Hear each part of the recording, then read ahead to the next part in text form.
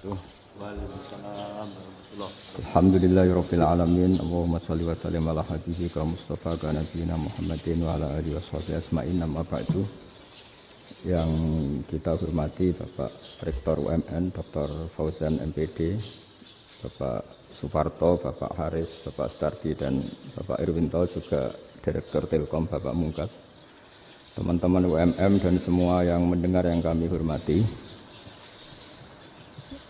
Ini ngaji itu harus objektif itu jujur. Jadi bisa saja korbannya ya saya, bisa rektornya, bisa semuanya. Tapi korban dengan makna yang bagus. Karena di antara saran Al-Quran, Allah ngendikan kalau belajar atau mencari nasihat atau mencari kebaikan apa saja, itu diistilahkan walau ala anfusikum awil walidaini wal aqrabin, meskipun ketentuan itu merugikan kamu. Jadi ketentuan apapun yang merugikan kita harus tetap kaji meskipun itu tidak menguntungkan kita. Karena banyak problem, mulai dulu sebenarnya problem itu orang yang wakam da'in yadda'i annahu da'a ilallah tapi hakikatnya yad'u ila nafsi. Jadi banyak dai yang mengklaim dirinya mengajak ke Allah dan Rasul tapi sebetulnya hakikatnya mengajak ke kelompoknya sendiri. Saya ini termasuk kiai yang masih orisinil. Artinya orisinil gini, suatu saat atau kapan saja saya kok sudah tidak laku jadi kiai, asal Islam jalan tetap senang, karena nggak penting yang populer saya apa enggak itu tidak penting, yang penting agama ini tetap jalan. Sama, negara ini harus jalan siapapun presidennya. Ya, ini penting saya utarakan karena perbedaan antara nafsu dan komitmen beragama itu tipis sekali. Sehingga dulu pernah ada cerita, ini bukti keadilan Rasulullah SAW. Pernah suatu saat Nabi itu ngaji, ya ngaji seperti ini. Terus ada pemuda dengan cueknya ngelewati masjid yang sedang dipakai Nabi ngaji. Sehingga cerita semuanya ngomel ya, bergumam. Celaka betul pemuda itu, ada Nabi ngaji kok tidak ikut ya. Tapi Nabi secara besar hati ngendikan, ini ada di beberapa kitab di Fadhailul Kasbi, keutamaan kerja. Kata Nabi, pemuda itu mau mencangkul di lahannya. Jika dia mencari nafkah untuk keluarganya, untuk kebaikannya, maka itu bagian dari ajaranku. Jadi Nabi berbesar hati bahwa kerja seperti itu bagian dari ajarannya. Jadi tidak harus datang ke majelis ngaji.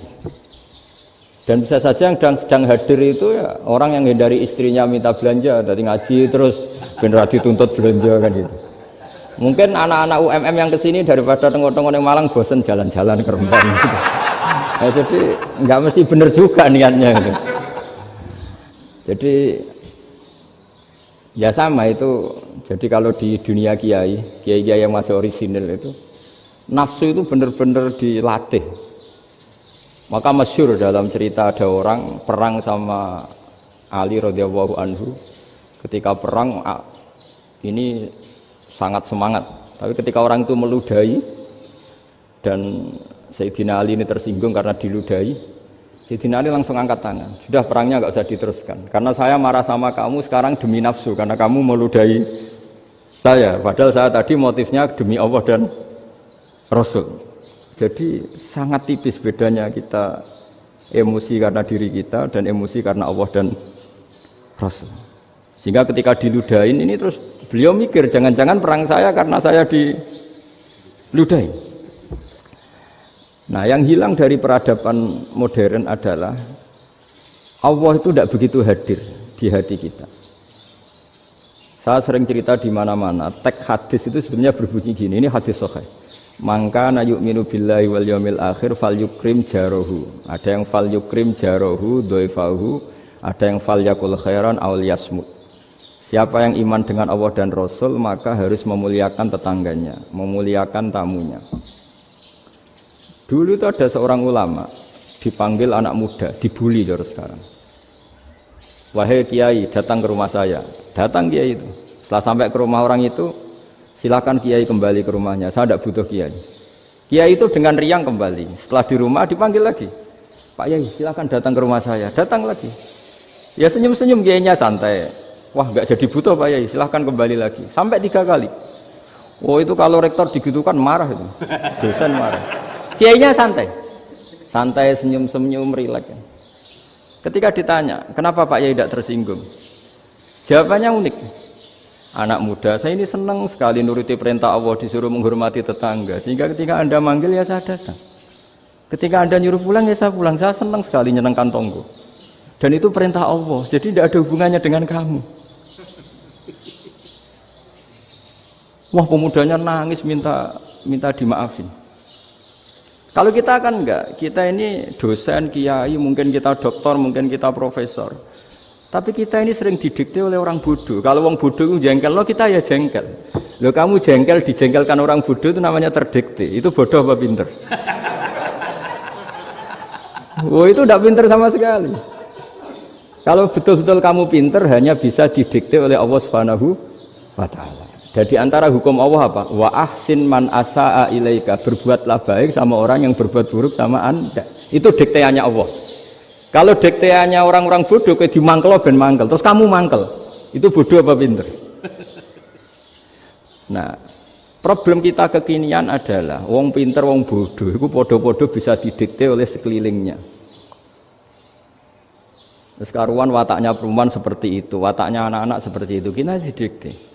Anak-anak jengkelin kita mangkel, berarti kita didikte oleh orang bodoh. Makanya agama itu unik, kadang ngendikan wa ahsin man asa'a ilaika, kadang wasil man qata'aka, sambunglah orang yang memutus kamu. Karena dengan demikian kita hanya didikte oleh Allah Subhanahu wa Ta'ala, bukan didikte oleh hukum sosial. Cara Jawane nak ngapiki tangga sing apik akeh tunggale. Berbuat baik sama yang berbuat baik pada kita itu, mbok orang fasik ya seperti itu, maling ya seperti itu, sama. Tapi kalau berbuat baik sama orang yang berbuat jelek sama kamu itu baru luar biasa. Dan memang teksnya hadis wa ahsin man asa'a ilaika, berbuat baiklah sama orang berbuat buruk sama kamu. Jadi nggak boleh orang didikte. Makanya ngaji di sini diantaranya saya akan cerita dalam sebuah hadis sahih, dalam hadis hasan yang diriwayatkan Imam Tirmizi, ada kalimat dari Rasulullah SAW. Dawe Nabi, la takunu imma'atan taquluna in ahsanan nasu ahsanna wa in dzalamu dzalamna walakin watti'u anfusakum in ahsanan nasu an tuhsinu wa in asa'u alla tazlimu. Kamu jangan jadi orang yang mudah diombang-ambingkan oleh orang sekeliling kamu, yaitu kamu mengatakan jika orang baik ke saya akan baik, jika orang buruk ke saya juga akan membalas buruk. Itu namanya Anda didikte. Tapi berkomitmenlah kamu akan berbuat baik meskipun orang lain berbuat buruk. Nah sekarang logika sosialnya begini. Kalau di Indonesia itu ada 1000 kiai, ada 1000 profesor yang ingin membenahi Indonesia. Rata-rata orang awam itu semau gue. Terus mereka mendikte kita. Perilakunya enggak simpatik, perilakunya jengkelin. Terus 1000 profesor ini ikut jengkel. Itu kira-kira jadi solusi apa goblok bareng? Sama 1000 kiai ini ikut jengkel, ini jadi solusi apa goblok bareng? Goblok bareng. Nah problem sekarang kita ini biasa didikte orang bodoh. Nah makanya ciri khas orang muslim itu kata Nabi mangkana yu'minu billahi wal yaumil akhir. Jadi baik tetangga karena perintahnya Allah dan Rasul. Pentingnya apa? Bedanya karena berbuat baik ini perintahnya Allah, mbok tonggo apik lah kita tetap apik karena perintahnya Allah dan Rasul. Begitu juga dengan hubungan dengan istri, dengan anak. Bojomu lagi cerewet lah ya tetap apik. Karena dengan cara itu kita hanya tunduk kepada Allah dan Rasul. Tapi kalau kamu, istri saya kalau baik ya saya baik, kalau enggak ya enggak. Berarti Anda didikte oleh perilakunya dia. Itu latihan, ya kalau dalam bahasa pondok latihan jadi wali itu yang paling berat. Nabi itu kalau sama orang munafik itu sabarnya Masya Allah. Padahal Nabi berso kalau orang itu orang munafik.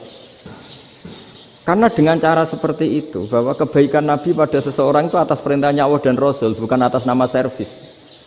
Kalau Nabi hanya baik kepada Abu Bakar, itu mungkin orang bilang, wis adune wong Abu Bakar baik sama Nabi. Tapi kalau Nabi baik sama orang munafik, Abdullah bin Ubay bin Salul, itu kalau nggak perintahnya Allah dan Rasul itu nggak bisa. Nah ini cobalah berlatih seperti itu sehingga kita tidak mudah didikte. Ya saya ulang lagi nggak mudah apa? Didikte. Maka di antara kebaikan Allah dan Rasul adalah bahkan orang dolim saja diberi jatah rahmat. Makanya tadi seperti mukadimah yang dibaca Pak Haris tadi, agama ini rahmatan lil alamin. Orang yang dolim saja dapat jatah apa? Rahmat, apalagi yang soleh. Nah kemudian yang perlu dicatat, kenapa kita menjadi enjoy dengan Islam? Islam itu adalah agama yang tidak didikte oleh materi. Jadi kalau Anda ingin makan enak, mungkin kalau pikiran kebanyakan orang, anak-anak muda yang milenial, yang gaul, ingin makan enak ya makan yang disukai. Misalnya sate atau bakso Malang atau apalah. Kalau orang-orang yang jadi wali gak gitu cara berpikir. Ini yang masih orisinil. Ditanya, ini dunia baru kesulitan makanan, baru resesi. Cara makan enak gimana? Jawabannya lucu. Ya gampang, idamuhu alju. Idam itu lauk. Kalau kamu ingin makan lauknya paling enak apa? Alju. Kamu harus lapar banget. Sampai kalau puasa itu melihat tempe itu wah luar biasa. Tapi kalau kamu nggak puasa, air putih itu nggak menantang. Tapi kalau puasa, tempe air putih itu menarik dan Anda tetap lahap. Apa? Karena lauk terbaik adalah alju, yaitu lapar. Nah tapi kita ini enggak, kita ini kayak orang bodoh. Kayak orang bodoh tadi, profesornya makan nyaman ya kalau sesuai selera. Nah itu kan sama dengan anak-anak ABG. Anak ABG itu makan lahap ya kalau yang disukai. Lalu bedanya apa ABG sama profesor? Kalau cara berpikir masih sama kan itu. Kiainya juga gitu. Kiai makan enak kalau yang disukai, kalau enggak. Lalu bedanya apa kiai sama orang awam? Orang awam juga gitu, makan lahap ya kalau yang disukai. Nah ternyata perilaku kita ini yang pintar sama yang bodoh sama Mas. Kalau kamu ingin berkasta lebih baik, itu cara makan enak itu apa? Idamuhu aljur. Lauk terbaik adalah karena kita sangat lapar. Makanya masyhur dalam cerita-cerita tarikh sirah nabawiyah. Nabi diberi hadiah, beberapa hadiah. Di antaranya ada yang diterima, ada yang enggak. Termasuk yang dikembalikan itu dokter. Ada seorang raja memberi hadiah Nabi dokter Tobit. Itu sama Nabi dikembalikan karena dokter ini sudah lama kumpul Nabi itu gak pernah sakit. Akhirnya dokter ini putus asa, ini gak perlu diobatin. Ketika ditanya kenapa ya Rasulullah engkau gak pernah sakit, karena kita ini kaum, kita ini komunitas masyarakat yang tidak akan makan kecuali lapar, dan kalau sudah makan berhenti sebelum kenyang. Jadi sederhana sekali pengobatan zaman itu. Sebagian besar penyakit itu pasti disebabkan kita ceroboh dalam hal makan. Sudah ngerti kalau durian masalah, kalau makan durian enggak kehitung gitu. Apalagi kalau gratisan itu tambah banyak gitu. Pola tidur juga gitu kata Nabi, dan kita tidak tidur kalau tidak sangat ngantuk. Nah, itu namanya orang-orang soleh yang sudah tidak didikte materi. Kalau yang didikte materi kan bisa tidur nyenyak kalau kasurnya enak, AC gini-gini. Sebenarnya enggak, tidur enak itu ya kalau sangat ngantuk.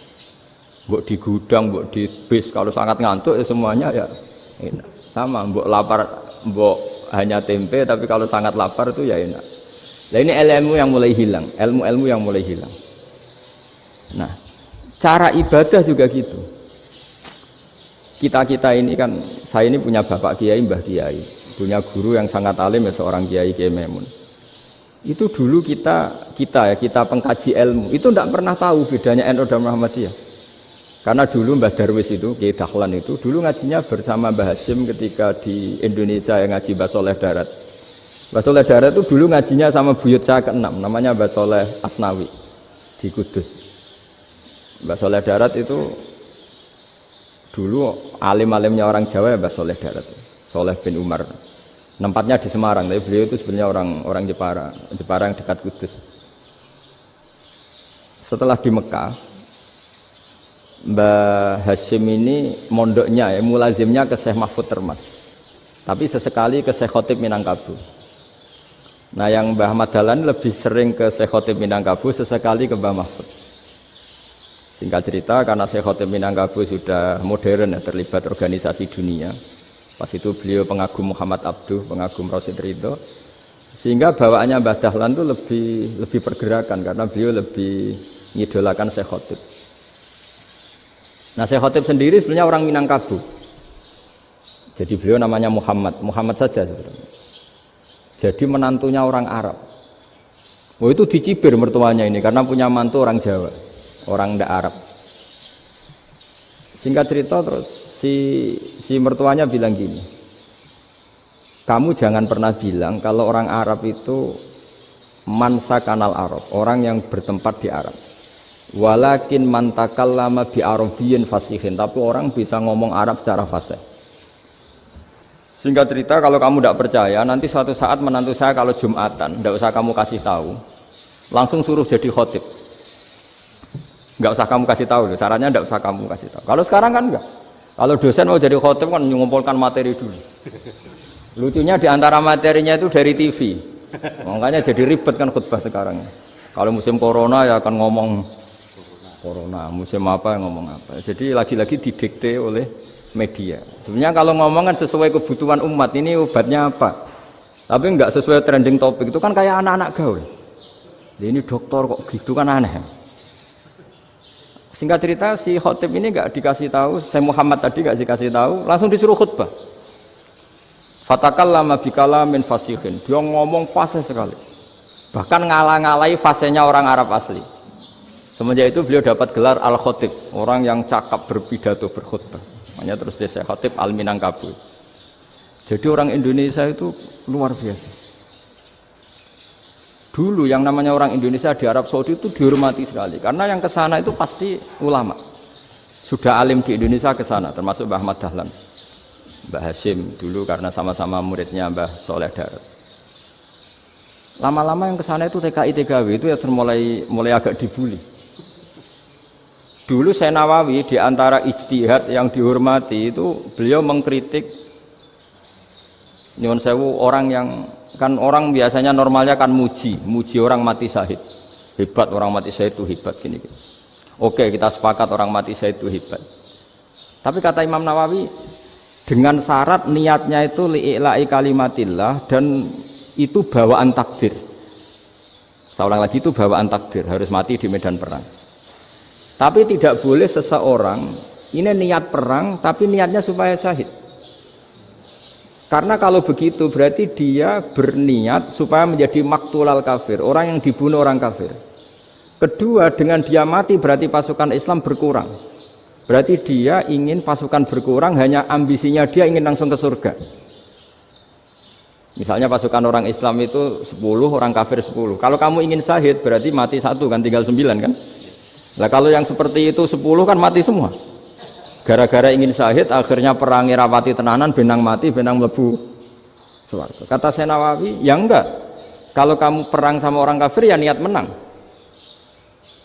Dengan niat menang ini kamu ingin li'ila'i kalimatillah. Tapi kalau kamu ingin syahid berarti kamu menuruti keinginan nafsu kamu yang cepat masuk surga. Itu orang Arab kagumnya bukan main. Karena di mana-mana orang itu dinilai dari niatnya. Paham ini ya? Tapi perang loh ya, dalam kondisi perang, bukan teroris. Perang itu artinya orang kafir yang ingin bunuh kita, itu perang namanya apa? Perang. Dulu orang cerita syahid itu hanya pokoknya syahid itu hebat, pokoknya syahid itu hebat. Syahid di medan perang itu hebat, pokoknya syahid di medan perang hebat. Tapi ketika Syekh Nawawi memberi penjelasan ilmiah, jika kamu perang ingin cepat mati, ingin cepat syahid, artinya ini untuk pemenuhan diri kamu, karena kamu bayangkan langsung masuk surga. Kamu lupa bahwa dengan kamu dibunuh kekuatan Islam berkurang. Akhirnya beliau memberi penjelasan. Syahid itu bagus, itu sebagai takdir. Hanya takdir itu kita perang yang ingin menang, tapi takdirnya mati. Jangan dibalik. Oleh perang rapati tenanan, benang mati namun lebu. Itu yang pertama, termasuk ulama yang pertama memberi penjelasan itu Syekh Nawawi. Akhirnya melahirkan kekaguman yang luar biasa dengan tafsir Munirnya itu. Terus beliau itu orang yang rileks kalau menjelaskan ilmu. Ini ya juga guru-gurunya Mbah Hasyim, Mbah Guru sama Mbah Hasyim sama Mbah Ahmad Dahlan Syekh Nawawi. Jadi dulu yang alim di Arab itu ada Syekh Nawawi, ada Syekh Khotib Minangkabau, ada Syekh Bakir Jogja, ada Syekh Mahfud Termas. Itu Orang Indonesia banyak sekali yang alim. Bahkan diantaranya yang dikagumi Al-Azhar itu juga orang Indonesia, nama Syekh Abdul Manan, itu mbahnya Syekh Mahfud termasuk. Itu pertama ada duta besar Indonesia di Mesir, itu termasuk barokahnya Mbak Abdul Manan tadi, itu juga orang Indonesia. Jadi pemahaman ulama Indonesia itu khas, termasuk ketika memaknai apa? Syahid. Ketika memaknai apa? Syahid. Itu unik. Ketika Senawawi diuji dulu itu yang namanya ulama diuji dulu oleh 100 ulama. Jadi dulu ya ada kompetisi. Imam Bukhari diakui jadi ahli hadis itu diuji oleh mi'atu muhaddisin, 100 orang ahli hadis, sanad dibolak-balik, matanya dibolak-balik, tapi beliau tetap bisa mengembalikan proporsi sanad itu. Senawawi pernah diuji gini. Ayul afdol al ulama awe salatin. Keren mana ulama sama raja atau sama orang-orang kaya, sama penguasa? Ya keren ulama. Terus dibully sama orang. Tapi setahu saya banyak ulama yang antri di rumahnya raja, tapi saya tidak tahu melihat raja antri di rumahnya ulama. Kan kebanyakan kan mungkin ustadz atau kiai yang antri ngajukan proposal kan enggak. Nah, kalau raja kan enggak pati itu, malah enggak usah antri, kiainya sudah nyambut sebelum datang. Jawabannya lucu Senawawi itu, dan yang tanya itu langsung diam. Ya karena ulama itu tahu fungsinya uang, sehingga cara nyari sampai seperti itu. Sementara raja-raja itu tidak tahu fungsinya ilmu, makanya tidak pernah sowan ulama. Sehingga, jadi ya dianggap enteng saja. Ulama kan tahu fungsinya uang, tahu untuk pondok, tahu masjid. Sementara raja tidak tahu fungsinya ilmu. Jadi itu khas Jawa ya. Khas Jawa, khas Indonesia. Apa-apa yang menurut orang banyak dengan tanda kutip itu buruk atau baik, itu orang Jawa menafsirkan tuh gampang saja. Sehingga semenjak itu Jawa itu dipandang betul. Saya punya kitab namanya Qadhayal Haji wal Umrah. Itu terbitan Hayatul Ulya Arab Saudi, milik Wahabi. Itu diantara fatwa yang dipakai untuk solusi muskilatul haji, problem-problem haji kekinian. Itu fatwanya syekh-syekh yang dari Indonesia, termasuk Syekh Khotib Minangkabau, Syekh Nawawi Banten, Syekh Bakir Nur Jogja. Misalnya begini, dalam fatwa-fatwa yang menyulitkan kita ya, sampai sekarang jadi perdebatan. Ketika Sofa dan Marwah itu dengan batas tertentu, saya ulang lagi dengan batas tertentu, mau tidak mau atas nama kebutuhan, itu kan butuh perluasan. Karena kalau naik turun itu mudah disepakati ulama. Jadi misalnya gini ya, saya punya tanah seluas ini. Pasti orang akan mengatakan sampai bawah ya tanah saya, sampai atas tanah saya. Itu mujma' alaih, itu disepakati. Sehingga Nabi ngendikan al-Ka'bah min tuhumil ardi ilas sama Ka'batun. Ka'bah sampai ujung bumi, sampai ke aras semuanya Ka'bah. Sehingga tidak ada perdebatan ulama ketika Masjid Haram ditingkat, kemudian yang di atas sholat, tetap dia menghadap Ka'bah. Tidak harus dulu melihat di bawah, enggak. Karena Ka'bah sampai langit. Sama, tanah Anda kamu tingkat sampai 10, enggak ada tetangga protes. Karena bawah sampai atas tanah Anda. Tapi kalau diperluas, tanah Anda kamu luaskan setengah meter saja atau 3 cm saja, iso geger mbek tonggo. Karena di mana-mana batas itu ya tadi, kalau atas bawah miliknya, kalau samping enggak. Pertanyaannya, perluasan Mina itu ke samping, perluasannya Matof yang Mas'a itu juga ke samping. Geger kan ulama dunia.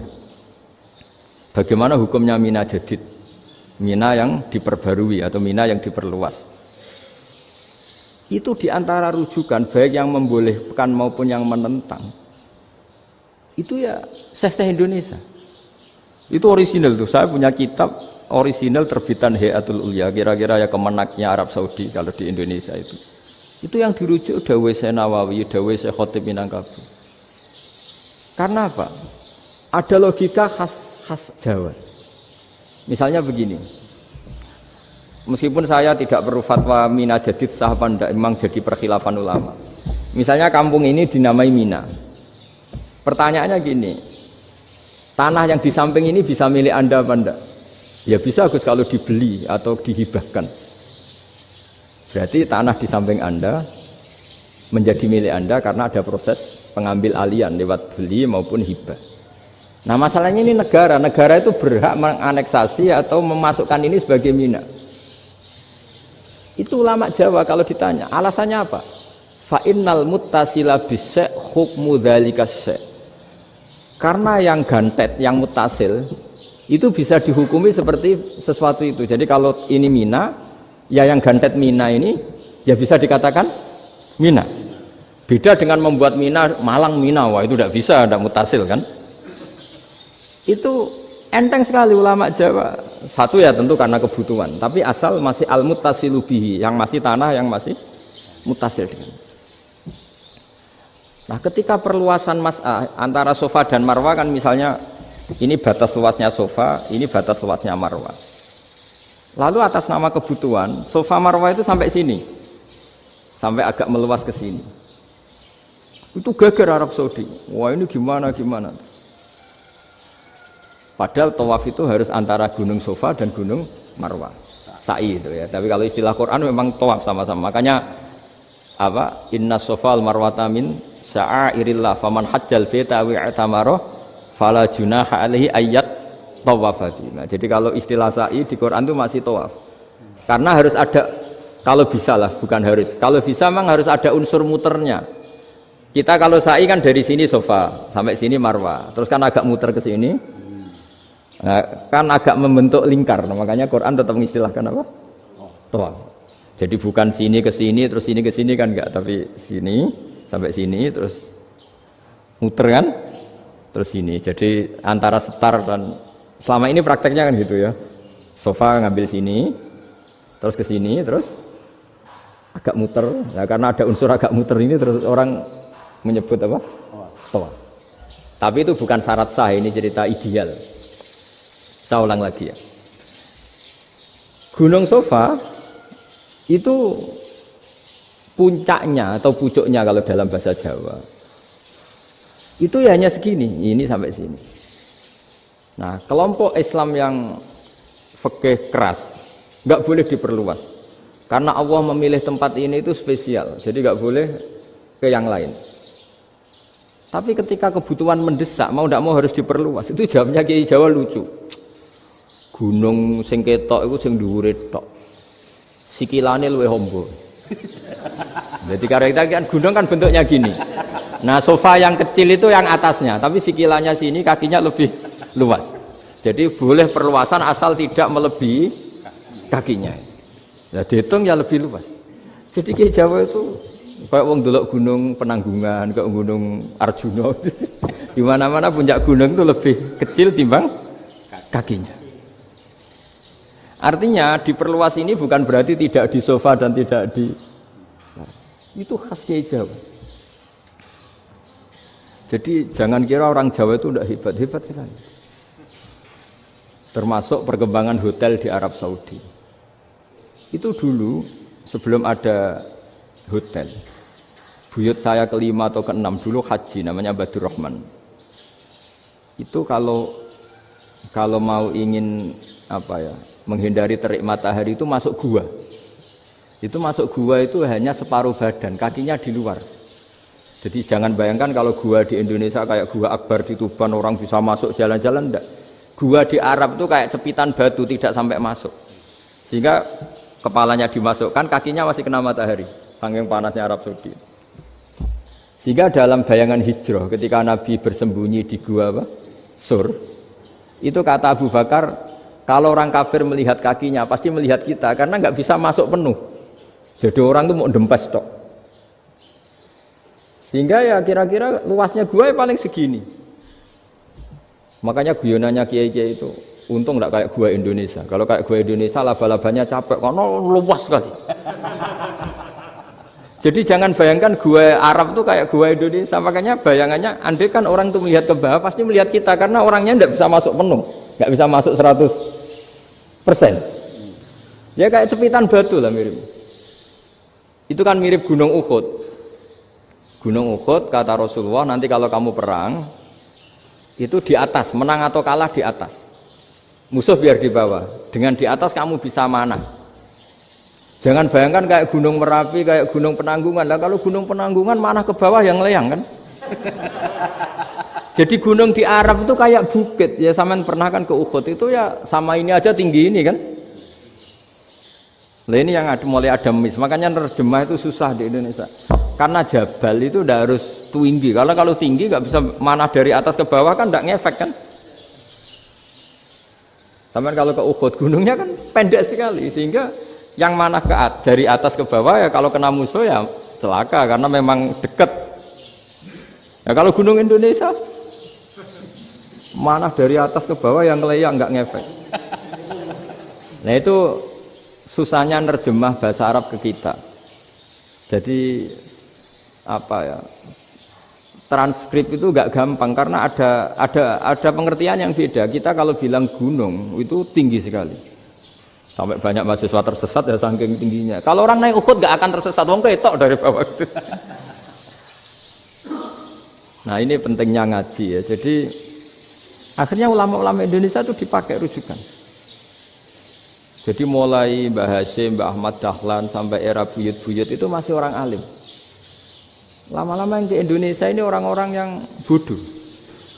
Sehingga orang Jawa kalau ke sana dibully, ya Jawa tak kuluh kaya. Orang Jawa itu penggaweannya itu makan ular. Karena belut itu kalau di kamus itu persis ular. Dulu itu kan kamus tidak full color. Gara-gara gak full color, gambar belut sama ular itu sama. Belut itu belut sama ular kalau nggak full color gambarnya sama apa enggak? Sama. Terus orang Jawa itu kan masih banyak yang makan bajing itu apa? Ketupai itu. Bajing kalau digambar tidak full color sama dengan tikus. Gambar yang tidak warna. Hitam putih. Sehingga kita ini dibully pemakan tikus dan pemakan ular. Karena belut itu persis ular kalau digambar yang tidak full color. Sampai datang Syekhona Khalil, datang ulama. Ngarang kitab ya judulnya Al-Belut. Karena enggak terima bangsanya dinyek makan apa? Ular. Terus dikarang. Wal belut hayawanun bakhriyun terus ya isu fi kadza wa kadza. Itu beda dengan al-hayyah. Itu diterangkan.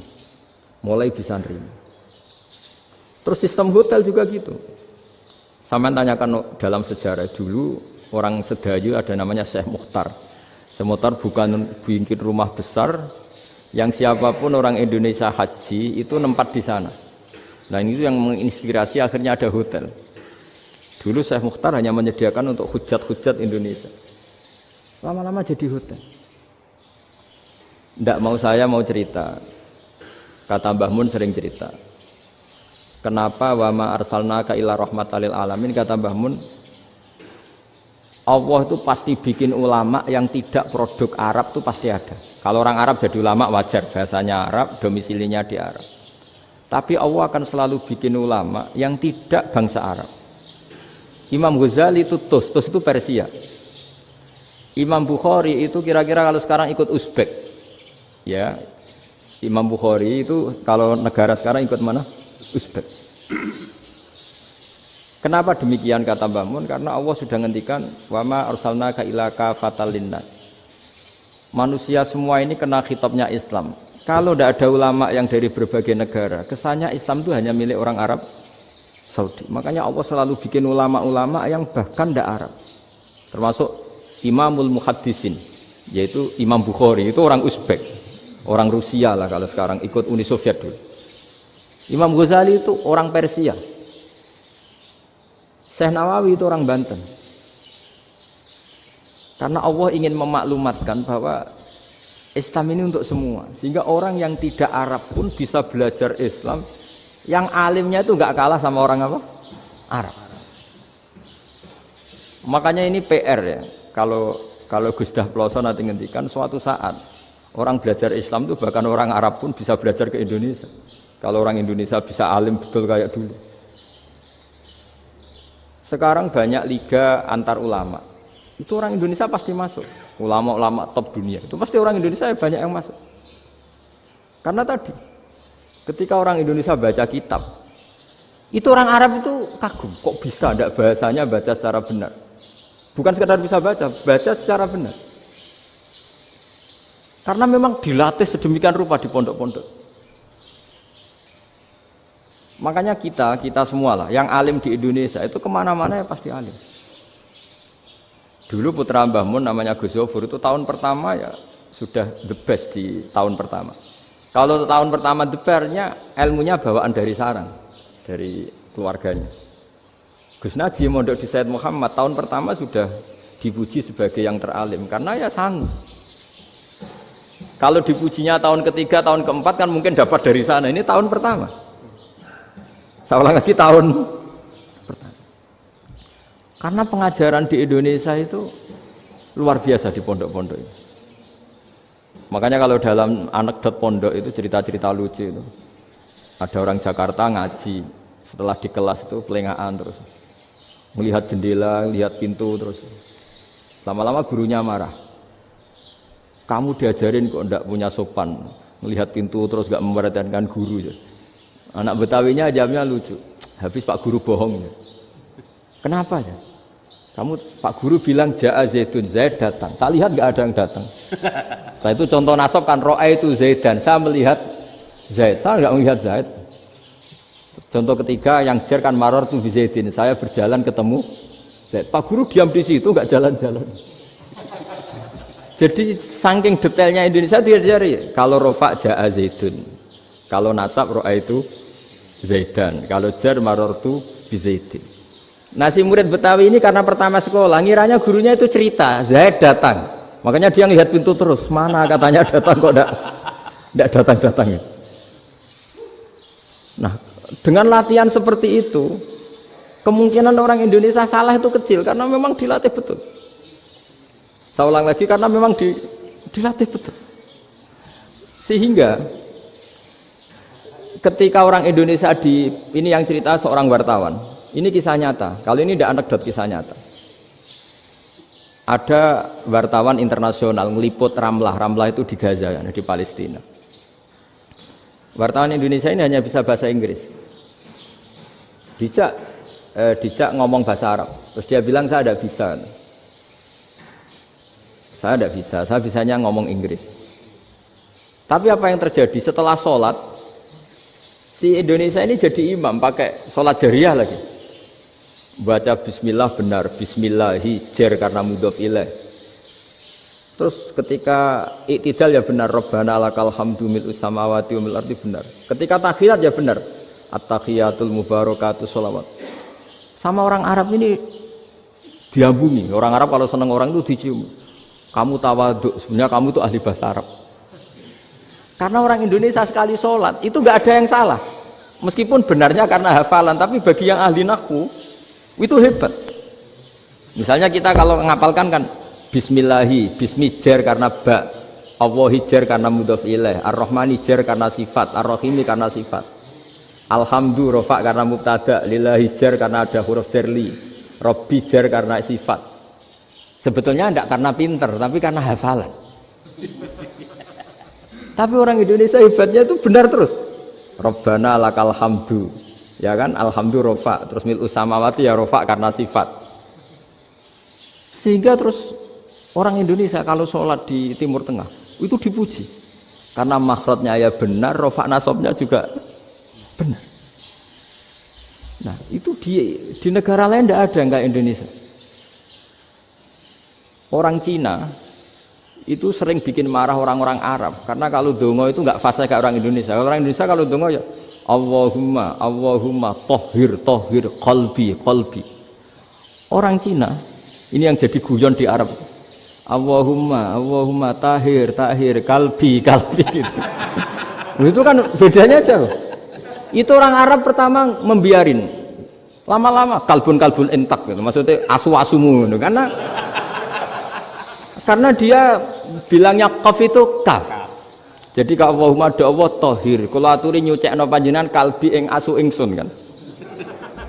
Tapi kalau qalbi itu ati ingsun, tapi kalau kalbi anjing ingsun. Bedanya qaf sama kaf.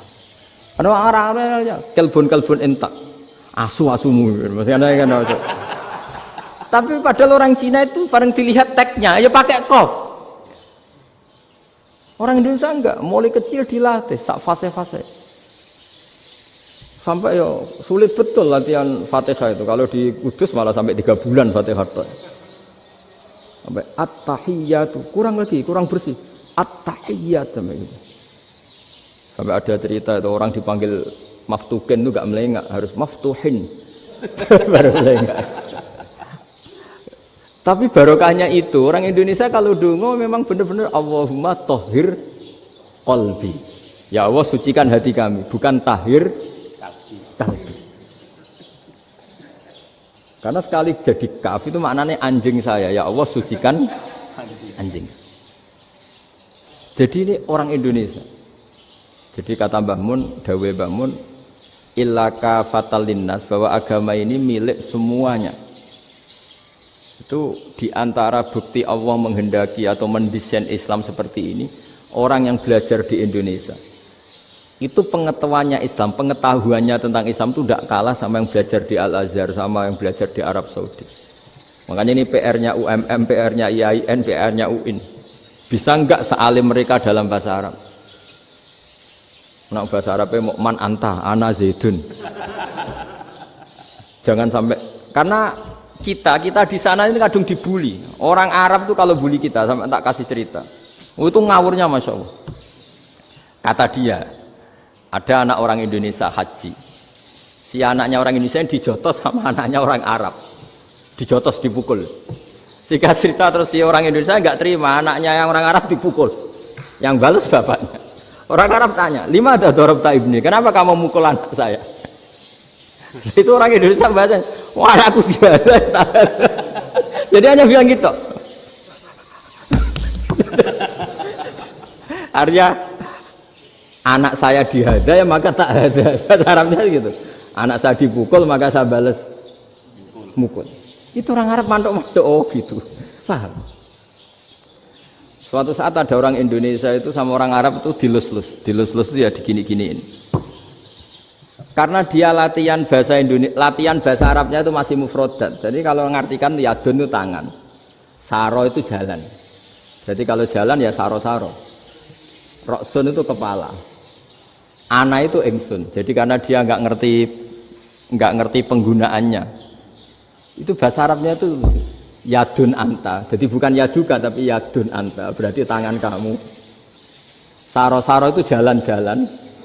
Ala roksi anak yang atasnya sirah ingsun. Jadi mestinya yang benar kan yaduka saro ala roksi atau gitu. Tapi enggak dipotong-potong. Yadun tangan kan, anta kamu, berarti tangan kamu. Saro-saro jalan-jalan. Roksun itu sirah, anak ingsun. Jadi di atas kepala saya. Orang Arab tertawa-tawa, tapi paham maksudnya seperti itu. Jadi kita ini dibully di Arab itu Masya Allah.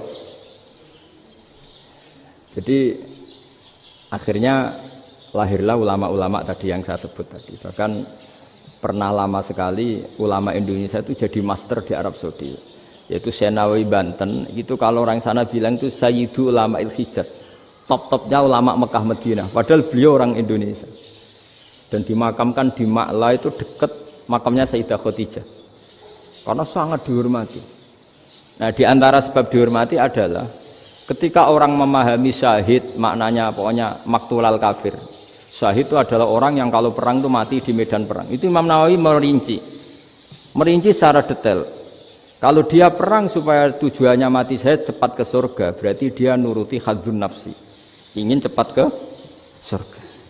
Tapi dia lupa bahwa dia dengan terbunuh pasukan Islam berkurang kekuatannya. Maka syarat perang yang benar adalah ya ingin menang. Di mana-mana perang ya lillahi kalimatillah, supaya kalimat Allah itu menang, jangan ingin kalah.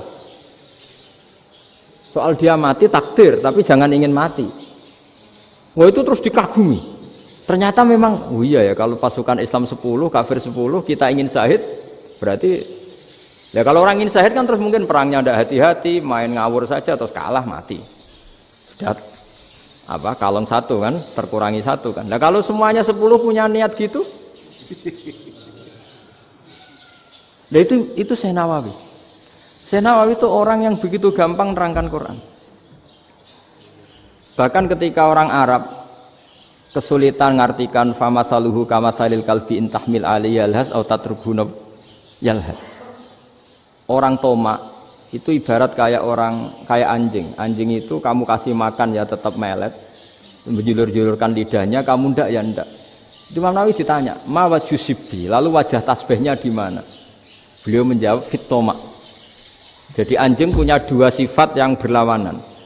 Di bab ilmu dipuji. Enggak ada hewan yang mudah menerima ilmu kayak apa? Anjing. Sehingga Quran mengistilahkan wa ma 'allamtum minal jawarihi mukallibin. Hewan yang mudah diajari itu oleh Quran dibahasakan sudah menganjing. Karena anjing adalah hewan yang paling mudah apa? Diajarin. Itu diakui oleh Quran wa ma 'allamtum minal jawarihi mukallibin. Tapi dia punya sifat yang sangat buruk sekali, yaitu enggak pernah puas. Makanya ketika Bal'am bin Ba'ura, ada tokoh yang kedonyan ya, itu kalau diistilahkan Quran walakinnahu akhlada ilal ardi wattaba'a hawa famathaluhu kamathalil kalbi in tahmil 'alaihi yalhas aw tatrukhu yalhas. Jadi anjing punya dua sifat yang berlawanan. Di bab ilmu dipuji karena paling mudah diajarin. Itu saya pernah ke Malaysia, diceritain sama polisi Malaysia. Anjing itu saking cerdasnya itu bisa deteksi CD palsu sama CD bajakan, asli sama bajakan. Itu kan enggak kebayang. Kalau narkoba mungkin masih ada bau khusus ya. Atau mesiu atau bom masih ada bau khusus. Ini enggak. Anjing itu dilatih ngecek CD yang asli sama yang palsu. Wah itu kebablas itu pinternya itu. Itu harganya itu 1 miliar lebih. Paling mahal. Jadi mungkin bisa deteksi ini dosen betul apa abal-abal itu bisa. Itu kiai betul apa kiai pesanan itu mungkin bisa. Itu saya punya kitab namanya Al-Hayawanul Kubro. Itu cerita prestasi-prestasi hewan. Itu yang berkuras-kuras sampai berjilid-jilid. Itu ya cerita anjing. Tidak ada hewan sebaik anjing. Di bab itu ya, di bab sampai ya tadi. Ada anjing yang sangat loyal sama majikannya. Loyalnya Masya Allah, sopannya Masya Allah. Anjing itu mbok lama berbakti sama sampean, nggak mau tidur di ruang tidurnya sampean, dia tetap tidur di luar. Corong Jawa nggak ngelama. Suatu saat si raja ini minum, wisata minum. Pas mau minum diterjang sama anjingnya sampai tumpah. Kecewanya raja ini itu karena selama ini anjingnya sopan sekali. Sekedar ganggu di ruangannya nggak pernah, malah ini mau minum minuman yang disukai diterjang anjingnya tumpah. Marah kan anjingnya di mana? Ternyata apa? Minuman itu anjing ini tahu kalau minuman itu beracun, diracuni oleh musuhnya. Itu saking hebatnya anjing sampai ketika ngawal rajanya itu tidak sekedar ada penjahat atau maling. Bahkan trik-trik kayak minumannya diracun oleh orang lain itu anjingnya tahu. Sehingga pas mau diminum diterjang sampai terus supaya nggak keminum. Makanya Quran istilahkan anjing itu apa? Wa ma 'allamtum minal jawarihi mukallibin. Hewan piaraan yang kamu ajarin nanti sampai sepinter anjing. Makanya Ashabul Kahfi itu ketika ngajak anjing tadi, beliau tidur, anjing itu tidurnya bil wasit. Wakal buhum basitun zira'aihi bil wasit.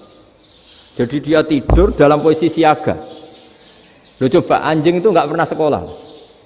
Karena dia posisi menjaga, tidurnya itu kayak siaga gini. Bukan ngorok semadep ke atas terlentang itu enggak.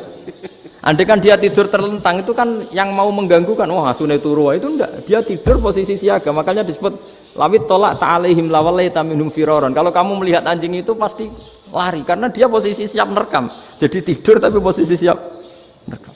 Jadi matanya tetap terbelalak kayak siaga. Padahal itu enggak diperintah, ya dia memang punya nalar untuk itu. Ini disebut wa ma 'allamtum minal jawarihi mukallibin.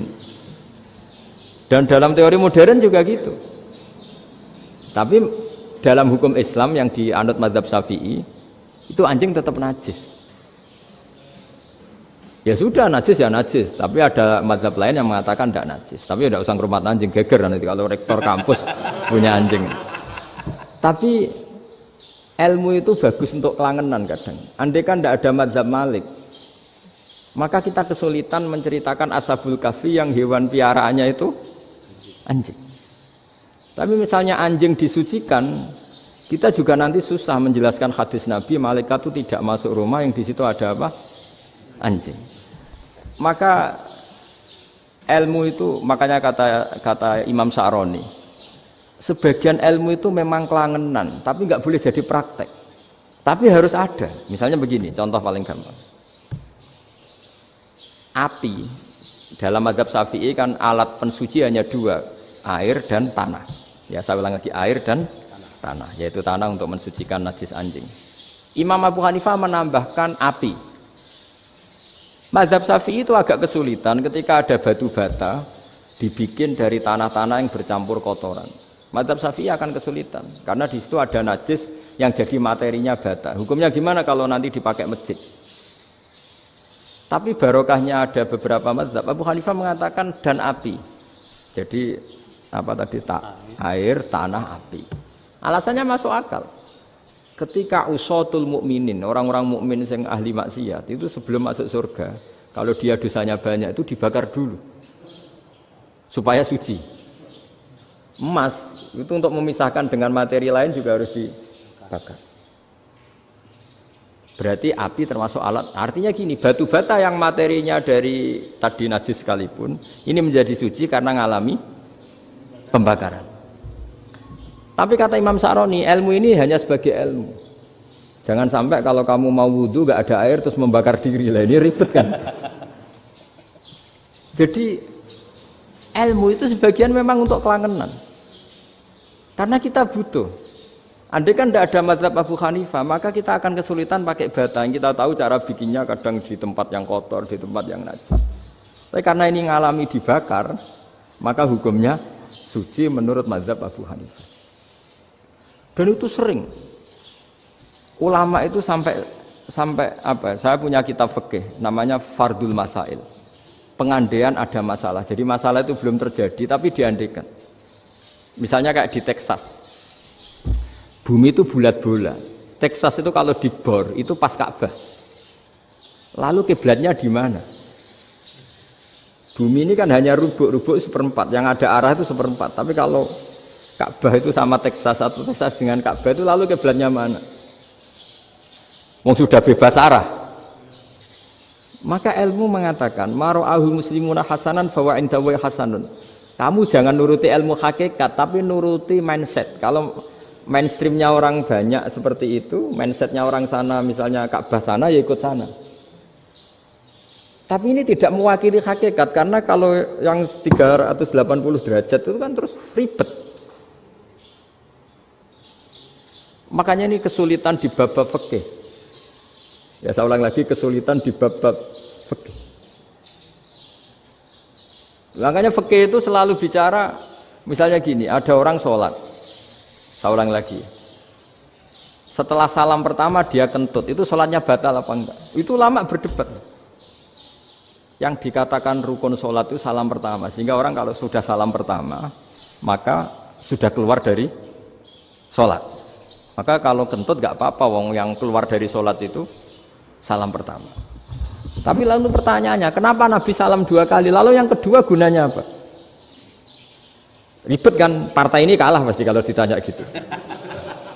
Tapi kalau ditanya dibalik, sholat itu satu ibadah yang dimulai dengan takbir, yang diakhiri dengan salam. Berarti salam pertama itu pengakhir apa nunggu salam kedua? Pertama, di semua ulama bilang salam pertama. Kalau salam pertama sudah pengakhir berarti pembatalan setelah itu nggak punya efek, nggak punya akibat. Itu kan ribet. Debat fikih itu memang ribet. Fikih itu memang senam otak karena pertanyaannya mirip-mirip seperti itu. Nah, sampean milih mana? Milih salam pertama apa salam kedua? Pasti ulama milih salam pertama. Jadi anehnya fikih itu di situ. Misalnya orang mati, takbir itu berapa kali? 4 kali. Andai kan takbir 5 kali itu batal apa enggak? Satu ulama mengatakan 5 kali itu batal. Karena rukunnya sholat jenazah itu takbir 4 kali. Berhubung ini rukun, kalau nambahi ke 5, berarti menambahkan rukun. Kayak kamu sholat, rukuk 2 kali kan batal. Sujud 3 kali, batal. Karena menambahkan apa? Rukun. Berarti kalau takbir 5 kali, batal. Tapi pertanyaannya, takbir itu adalah wiridan biasa, sehingga kalau ditambahkan nggak punya akibat batal. Jadi perdebatan ulama itu kadang ya lucu. Kayak kemarin Pak Haris pas pertama ke sini mau ngundang saya, tak ceritain. Dulu sholat jenazah itu pasti mayat di depan. Karena lazimnya sholat jenazah itu mayat di depan. Tapi mulai dulu lama sudah berpendapat, andai kan jenazahnya di belakang pun tetap sah. Fa innal janazah laisat bi imamin. Karena jenazah itu tidak imam. Kenapa harus di depan? Oh, tidak imam kok harus di depan. Itu mulai dulu. Sehingga ketika Arab Saudi pernah mengalami tragedi, ada orang yang dibungkus kayak mayit, ternyata senjata. Setelah di dekat Ka'bah dipakai. Dulu tragedi tahun berapa itu? Pokoknya pernah ada tragedi itu. Semenjak itu Arab Saudi kalau ada orang mati tetap di kamar mayit, terus ada sholat jenazah. Padahal mayitnya di belakang yang jamaah. Jadi meskipun kita tidak akan bikin ajaran baru jenazah di belakang, ya tidak keren, kasihan kan. Tetap biasanya di depan ya di depan. Tapi meskipun jenazah ini di depan, kita tetap berpendapat, andai kan di belakang tetap sah, tapi nggak usah dipraktekkan. Nah, pentingnya ilmu ini begini. Saya misalnya di Rembang, boleh nggak nyolati ghaib jenazah yang di Surabaya? Boleh kan? Padahal yang kita solati di belakang. Jadi ilmu itu penting. Cocok tidak cocok, nama ilmu itu penting. Terus ada gini lagi pertanyaan di fikih. Memang saya sengaja akan ngaji fikih. Kalau ngaji intelektualitas orang Muhammadiyah juara lah. Tapi ini ngaji fikih. Ada orang sarongnya itu pas sampai lutut. Kalau berdiri lututnya tertutup. Tapi nanti kalau ruko agak jengking lututnya terbuka. Itu batalnya nunggu ruko apa mulai takbir sudah batal? Padahal pasti nanti batal kalau ruko itu. Itu ada ulama yang mengatakan, ya batalnya nunggu ruko. Bagaimanapun terjadinya pembatalan waktu ruko. Ada ulama mengatakan yang enggak mulai awal sudah tidak sah itu, karena pasti ngalami batal. Nah, pertanyaan-pertanyaan seperti itu penting karena lalu Allah menilai apa? Ya nilai niatnya. Misalnya gini, kalau contoh itu mungkin Anda tidak tertarik, tapi contoh begini. Kita mau operasi jam 10 siang. Kita tahu kalau nanti 10 siang akan divonis medis harus makan karena mau berobat. Malamnya itu kalau kamu orang soleh, bayangkan kamu orang soleh. Kalau tidak orang soleh kan tidak punya komitmen. Kamu milih niat puasa, apa enggak jam 10 mesti mokak menisan raposo. Kamu orang soleh. Kalau kamu orang soleh pasti milih puasa, karena ini Ramadan. Meskipun nanti jam 10 pasti disuruh batal sama dokter. Setidaknya kita berpikir gini, nak mati jam itu paling enggak ditulis saya sebagai orang yang puasa. Jadi perasaannya orang soleh itu beda. Kalau orang kok sampean barang menisan raposo kok ya mesti. Sampean tidak pernah berpikir bahwa puasa mulai fajar sampai jam 10 itu luar biasa. Bisa saja kita mati jam 7, bisa saja mati jam 6. Kan ditulis Allah sebagai orang yang berkomitmen terhadap puasa. Terus ada kemungkinan kecil. Adalah jam 10 itu dokternya sakit atau nggak jadi ke sana. Berarti kamu kan nggak jadi buka. Kan ya mungkin juga. Sama yang tadi, delalah sebelum ruko ono wong sing nyarongi sampean, sehingga sholatnya normal. Kamu tidak menemukan pakaian yang pas, jebule pas setelah ruko, mau ruko, ono wong wah sholatnya kira bener itu sarongi. Itu agama. Jadi agama itu dimulai dari mana coba? Dimulai dari niat, dari komitmen. Nah sekarang kelirunya kenapa ada garis keras? Agama itu dimulai dari keinginan ideal. Itu yang mulai itu ada orang-orang garis keras. Agama ini enggak, agama ini dimulai dari niat. Sampai ada kaidah agama la yudraku kullu la yudraku kullu. Kalau tidak bisa ideal jangan ditinggalkan sama sekali. Tapi orang enggak, sekarang bayangkan Islam itu ideal. Pemimpinnya ya soleh, masyarakatnya soleh, enggak ada maksiat, enggak ada apa. Nan apa ilmu? Kalau secara ilmu mulai dulu ya ada orang dolim, ada orang soleh. Nabi kurang baiknya. Di angkatan itu ya ada orang munafik. Sehingga ulama itu sudah berpendapat ideal itu piye? Zaman Nabi saja ada orang apa? Munafik. Itu ilmu. Kalau nuruti kelangenan inginnya dunia ya steril, gak ada maksiat, gak ada. Dan agama itu diciptakan Allah itu memang unik. Calon Nabi misalnya, Nabi Musa itu sing rumat Fir'aun. Ketika Nabi Muhammad lahir, sing ribet manitia ini Abu Lahab. Orang dosen UMF. Coba. Karena Allah ingin memaklumatkan ke kita bahwa agama ini akan hidup di kondisi apapun. Asia, istrinya Fir'aun itu termasuk mukminah yang dipuji Quran. Padahal dia bukan istrinya pengurus NU atau pengurus Muhammadiyah, istrinya Fir'aun. Tapi itu pelajaran bagi kita bahwa orang-orang baik itu tidak harus di lingkungan yang baik. Masjid paling makmur itu kadang di dunia mungkin, ya jangan bakas Mekah Medina itu karuan. Mungkin di antara masjid yang makmur justru yang di Kanada, di Amerika mungkin. Karena merasa minoritas itu perpustakaannya ada, kajiannya ada. Tapi banyak masjid di daerah pesantren yang malah sepi. Karena kiainya tahu jamaah di masjid itu wajib. Itu ada daerah pesantren, saya ulang lagi ada daerah pesantren. Didikon pengajian, monggo nekani pengajian, maca selawat ning omah yo ganjaran padha wae. Ribet kan? Mau dibantah itu benar, mau dibiarin ngerusak tatanan.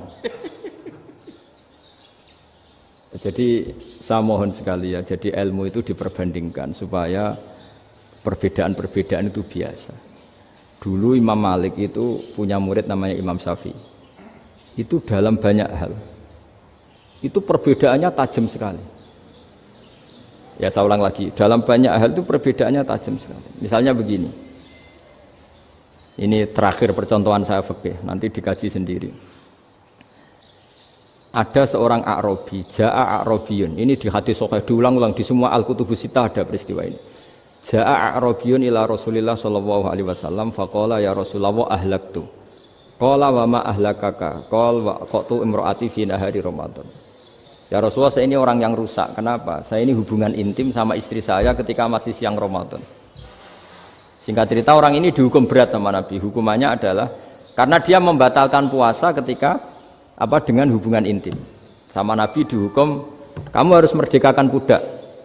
Wah, tidak mampu ya Rasulullah, saya tidak punya budak. Jadi ini bukti bahwa agama ini sangat sosial sehingga sebagian kafaroh harus memerdekakan budak. Kamu kalau gitu puasa 2 bulan. Yang baru puasa 2 hari aja kecelakaan malah disuruh puasa 2 bulan. Ya sudah kamu ngasih makan 60 orang miskin. Saya ini orang paling miskin. Jadi sudah miskin agak hiper lah orang itu, poso-poso kok gitu. Itu kata ulama kalau orang Jawa gak mungkin makanannya tempe mendoan, gak mungkin itu. Di Jawa itu gak mungkin lah ada orang batal puasa karena hubungan intim. Ada istrinya gak cantik, cerewet, sang lanang mangane mendoan, itu tidak mungkin, kecelakaan itu tidak mungkin. Tidak mungkin itu. Tapi kalau Arab mungkin karena makanannya daging. Singkat cerita, terus pertanyaannya gini, kalau batal biasa itu kan bayarnya puasa 1 hari. Kalau batal, tapi kalau batal pakai hubungan intim, pakai jima kalau dalam bahasa fikih, itu kafarohnya berat, yaitu merdekakan budak atau puasa 2 bulan berturut-turut. Pertanyaannya gini, jima istri itu boleh loh tidak zina. Saya ulangi, jima istri itu boleh loh tidak zina. Itu kan hukumannya berat. Nah terus Imam Malik berpikir kalau gitu tidak harus jima dong. Poso-poso, ora ana uzur, ora ana apa terus nyate. Esuk mangan bakso. Tanpa ada alasan syar'i. Hukumnya harus sama dong. Karena jima hukumnya boleh, berarti semua iftar, semua pembatalan puasa yang tidak ada uzur syara' maka hukumnya sama, yaitu sanksinya sama. Masuk akal enggak? Masuk akal dalam mazhab Imam Malik. Dalam mazhab Syafi'i enggak. Mulai dulu jima itu beda. Kayak mertamu nih gone wong, mangan nih oleh, tapi nak gue bojomu buat jima nih harus nemen ngawure lah. Tetap beda. Dari Imam Syafi'i itu, pokoknya beda jima sama makan itu beda. Lah ya terus lah. Setelah itu terus ada pertanyaan, bagaimana kalau makan dulu baru jima? Ribet kan? Makanya itu sampai dibabkan Kitabul Khilafil Fiqhi, bab merekayasa fikih. Makanya itu perdebatannya orang Hanafi sama Imam Syafi'i juga sama. Ada orang jam segini lapar sekali, kalau langsung makan kan kena sanksi. Ya pergi aja dulu, pura-pura ngaji ke Gus Bah gitu. Nanti kan jadi musafir kan? Wah itu sudah boleh itu kan? Padahal enggak. Memang dia pergi itu karena supaya bisa makan. Mau enggak kepikiran ngaji kok tahu-tahu ingin ngaji. Mumpung Ramadan nah. Nah makanya dibabkan, apakah boleh merekayasa fikih? Tapi fikih bisa apa coba? Dengan status kamu musafir, ya memang boleh iftar, boleh berbuka. Lah itu terjadi terus perdebatan ulama menyangkut fikih. Karena memang masalah furu'iyah. Sehingga termasuk perdebatan kita dalam perilaku, misalnya adat orang NU kalau habis salam itu menghadap ke kiblat karena arah terbaik itu kiblat. Tapi sebagian orang Muhammadiyah atau mungkin semuanya menghadap ke makmum. Itu memang teks hadisnya itu kita yang meneliti hadis itu semua syarah itu berdebat. Nabi memuji kiblat itu arah terbaik, oke. Tapi di bab itu Nabi itu aqbala alaina, menghadap ke kita. Lalu pertanyaannya, kenapa menghadap ke kita? Ada mengatakan karena Nabi memang punya tradisi kadang ngendikan. Ya tentu dulu istilahnya tidak kultum, nggak ada istilah itu dulu, 7 menit itu nggak ada. Tapi ada ulama yang analisis begini, termasuk kitab Fathul Bari. Nabi itu tokoh sentral, taruh lagi Nabi itu tokoh sentral. Ini kata kitab Fathul Bari, bukan kata saya. Nah, orang-orang yang imamu qaumi, orang-orang yang jadi imam di daerah masing-masing, tetap kalau sholat itu ikut Nabi. Ikut Nabi setelah salam langsung pulang. Jadi sebetulnya salam langsung pulang itu ya ada sejarahnya, karena dia mau jadi imam di daerahnya. Nah, tidak kebayang kalau Nabi itu madhep kiblat. Kalau Nabi madhep kiblat, orang yang masbuk yang barusan datang pasti langsung usolli misalnya fardhu isya'i misalnya. Terus makmum Nabi, padahal Nabi sholatnya sudah selesai. Jadi intinya gini kata Fathul Bari, imam setelah salam itu harus bikin gerakan atau omongan atau apa saja yang menunjukkan kalau sholatnya selesai. Di antara gerakan itu adalah beliau harus menghadap ke hadirin atau menghadap ke utara atau apa saja yang penting menunjukkan kalau sholat ini sudah selesai. Itu fikih. Jadi fikih itu cara menganalisis itu memang unik. Karena kalau Nabi tetap seperti itu, posisi pancet seperti itu, maka orang yang baru datang mengira Nabi masih sholat. Nah, pertanyaannya kalau mereka sudah takbir, malah sholatnya tidak sah. Kenapa tidak sah? Menggantungkan sholat atau mengikatkan sholatnya dengan orang yang sudah tidak sholat. Jadi menjadikan orang yang nggak sholat sebagai imamnya kan nggak boleh. Maka Nabi harus memaklumatkan dengan gerakan itu bahwa beliau sudah tidak sholat. Karena orang datang dari berbagai daerah. Jadi nganalisis fikih, fiqhul hadis namanya. Itu ulama itu mau tidak mau debat. Karena pertanyaannya itu kenapa? Ya memang mau apa? Karena yang namanya sosial itu yahtamilu muhtamilatin, ada sekian kemungkinan. Makanya dalam madzhab istimbat itu, ketika Nabi sedekah pakai tamer, pakai kurma, itu ulama mesti ngitungnya tuh qut. Qut itu makanan pokok. Sehingga Imam Syafi'i mengatakan kalau di Indonesia pakai beras misalnya, karena kutil balad Indonesia itu beras. Oke, Imam Syafi'i mainstream. Tapi ketika era Yusuf Qaradawi di Al-Azhar di Mesir sana, ulama-ulama mulai usil. Sama sih ingat Mbah Mun sering gojlokan, lah iya petani gabah, petani padi wis melarat wajib zakat. Petani cengkeh, kakao, suga-suga ra wajib zakat hanya karena yang ditanam tidak qut, tidak makanan pokok. Jadi mulai ada ulama mulai gerah lah, kalau bahasa politiknya mulai gerah. Yang petani miskin gara-gara yang ditanam padi wajib zakat. Yang orang-orang di sana misalnya di Sulawesi karena tanamannya kakao atau cengkeh tidak wajib zakat karena bentuknya tidak qut, tidak makanan pokok. Geger kan di Al-Azhar geger. Akhirnya hampir semua ulama berpendapat ya sudah sekarang ketika Nabi menzakati qut, makanan pokok, itu jangan dihitung sebagai makanan pokok. Wa mimma akhrsna lakum minal ard. Apa saja, ma itu apa saja. Makanya kata Yusuf Qaradawi, ma itu apa saja. Makanya semua tanaman yang menghasilkan uang itu wajib zakat. Nah, masalahnya kitab-kitab Syafi'iyah itu sudah mamlu'ah, sudah penuh dengan penjelasan misalnya fala zakata fil khadrawat, maka enggak perlu zakat untuk kayak kangkung, semangka dan sebagainya. Nah, lalu kiai-kiai angkatan modern kayak Mbah Mun itu sering dapat masukan. Saya pernah dengar sendiri, Yai, Saya ini punya sawah 1 hektar, tak tanamin padi, itu nggak pernah kaya saya. Sekarang tak tanamin kangkung malah saya kaya, karena tiap 3 hari panen tak kirim ke Jakarta. Itu orang Indramayu yang tanya. Jadi gak tanam padi gak pernah kaya, tanam kangkung kaya. Nah, karena dia orang soleh, kalau zakat boten. Mau diwajibkan zakat tidak makanan pokok, mau tidak wajib dia kaya. Semenjak itu perubahan di Indonesia ikut. Akhirnya ada zakat, pokoknya asal tanaman yang 1 nisab ya wajib zakat. Masih ada debat lagi. Ketika nanam ingin dipanen, itu dia petani apa pedagang? Karena nanti perdebatannya ikutnya zakat zuruk, zakat tanaman apa zakat pedagang. Kalau sampean nggak pernah debat berarti sebenarnya Anda tidak dosen Islam ini. Dosen nggak pernah diskusi fikih apa Islam. Karena saya berkali-kali punya tamu itu begini, Gus saya ini pedagang melon, tapi dia penanam melon, jadi pedagang yang agak ingin badi banyak. Itu caranya gini Pak Rektor, saya misalnya pedagang melon, daripada saya kulak di pasar atau dari petani sudah mahal, nyewa tanah sekian hektar terus ditanami melon. Setelah berhasil ini dia zakatnya tanaman apa zakat pedagang?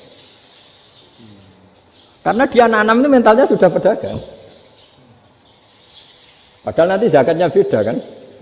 Yang 1 2,5%, yang 1 rubul usur sama nisul usur sama usur, 1/10 sama 1/20.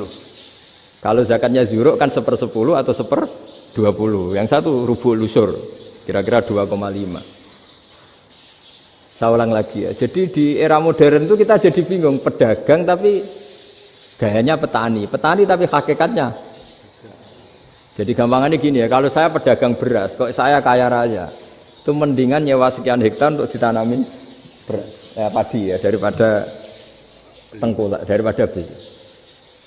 Akhirnya perdebatannya, ini zakatnya pakai apa? Misalnya tebu, misalnya petani tebu. Oh jelas kalau nanam tebu itu ingin dijual. Masa apa tiga es tebu berhektar-hektar?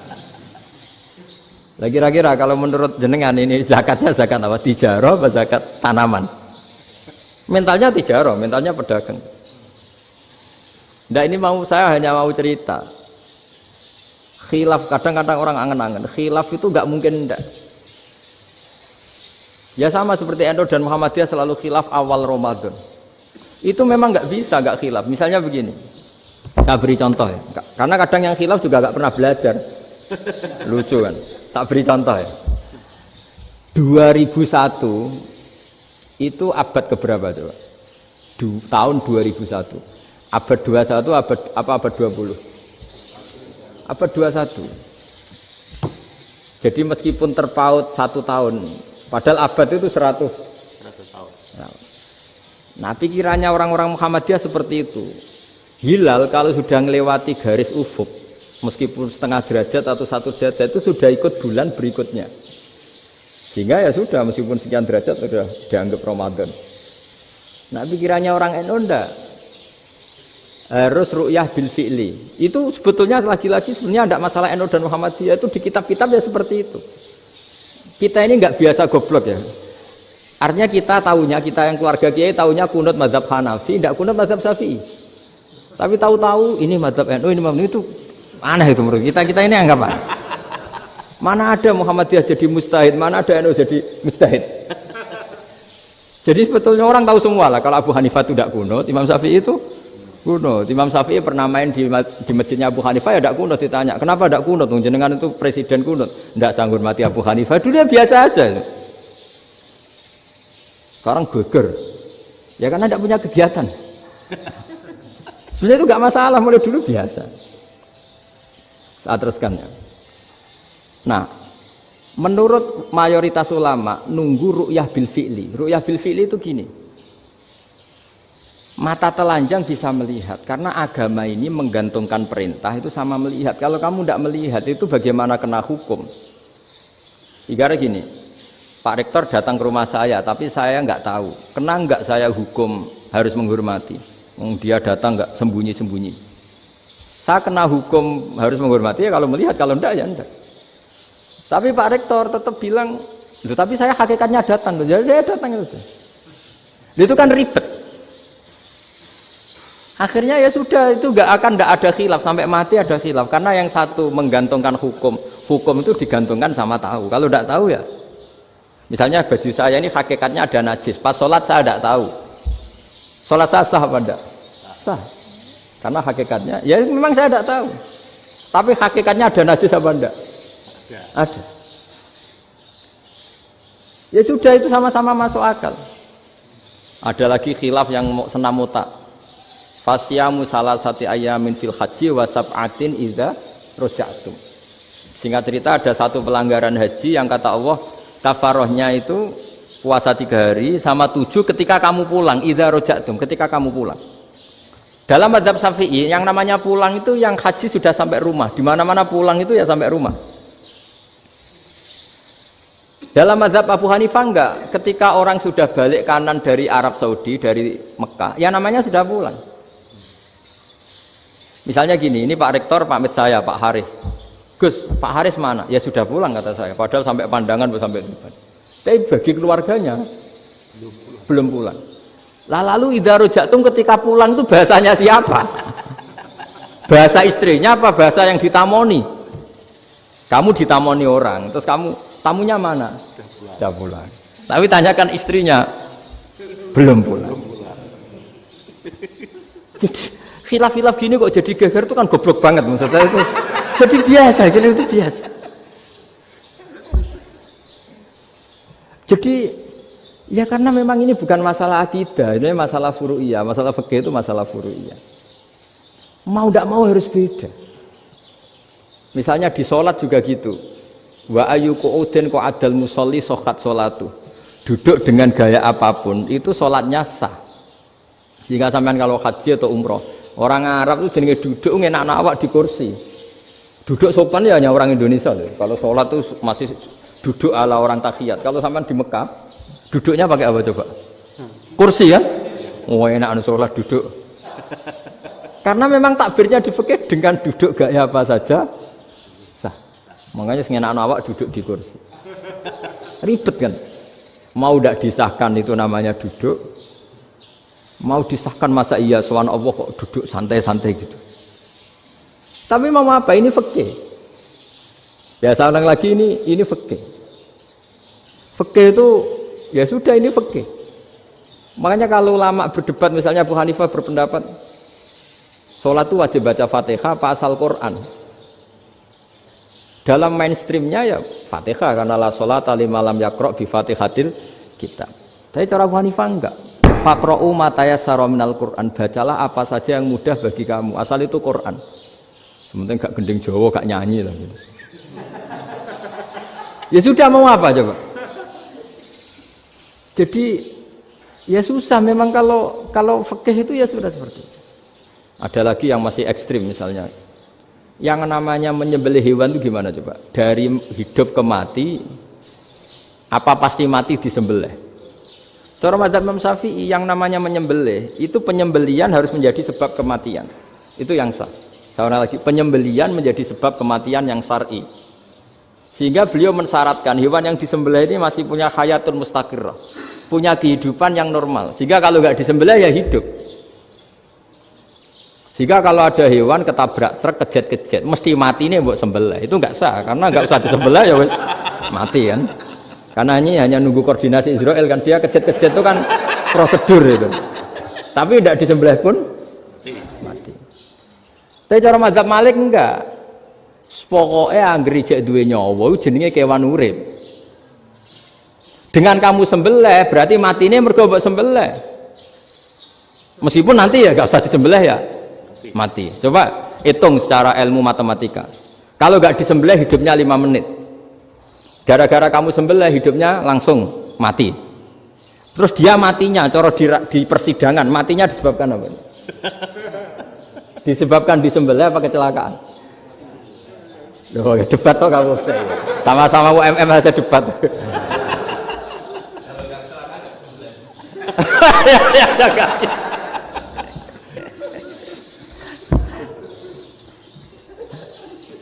Loh, saya pernah ngalami nyata itu. Saya jalan-jalan sama anak saya pakai motor. Sampai di jalan raya gitu ada ayam jago ketabrak mobil, kejet-kejet. Orangnya tanya, Gus ini halal atau ora? Wis kanggo kon halal lah.